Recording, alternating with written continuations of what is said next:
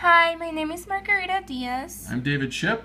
and we are using an iPad, and the app that we decided to use is Story Creator. Story Creator is on this iPad, found in Elementary 2 folder, and this is what the icon looks like. And Story Creator is great for telling stories. There are some functions that I wish that it had, but we were able to muddle through. To create a new story, you hit the plus sign, add a new story. You get your little book, and it opens up, and then you begin on page 1. You can draw different pictures, or take photos, or even find photos online to use to put into your book here. And then you get the text feature and write 2 orange X's or whatever. Hi, nice to see you. How are you? We found that the less text you use on a page, the easier it is to edit the audio to match up with your words. If there's really long sentences, which you'll see in our finished product, it made it really tough to match the audio up with the words. But we're going to record this. Hi, how are you? We also discovered that as soon as you hit record to begin speaking immediately, and then hit stop when you're done recording. So I like to work backwards. You. So we got the word you. How are you? Oh, we got a little bit of the word are. How are you? How are you? Oh, we got how on there. How are you? Are. How are you? How are you? How are you? Hi, how? How. Hi, how? And then hi is way over here. Hi. Hi, how? Oh, Hi, how? how. How are you? You. That might be good enough. It doesn't have to be exact. You'll see here, as long as when you touch. Hi.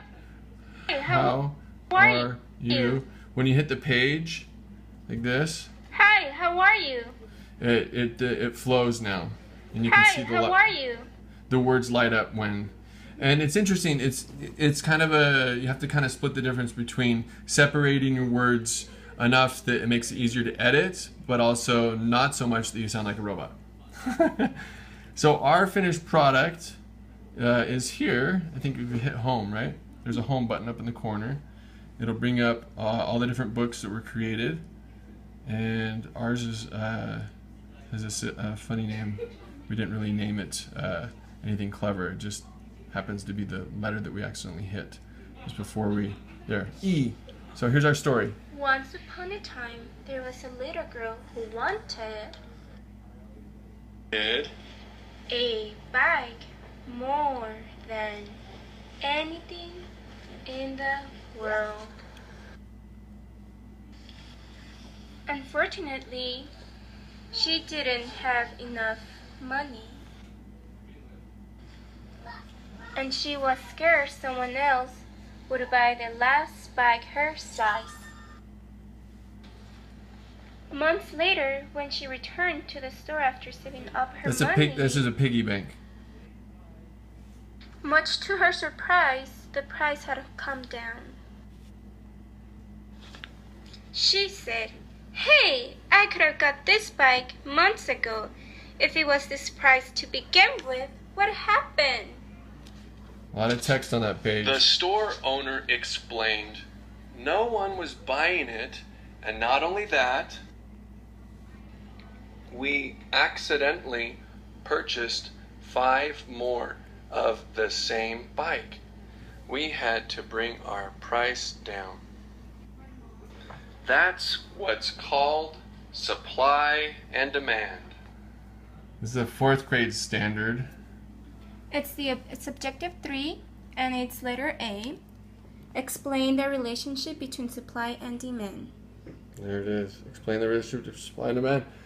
So, so we definitely use this app. I would use it, even though you maybe noticed on page 2, you kind of heard my voice a little bit. It's hard to edit the audio once it's been recorded. You can't snip the beginning or end.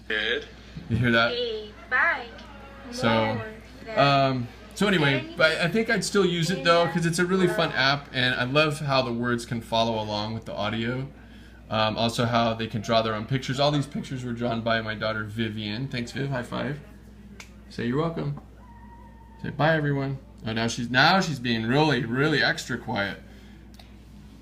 And we can also, I thought I would use this app too, like for kindergarten, for the students to create their own story to represent like the beginning, middle, and end of a story. So there's a lot of ways you can use this app that would be very helpful for everyone and fun.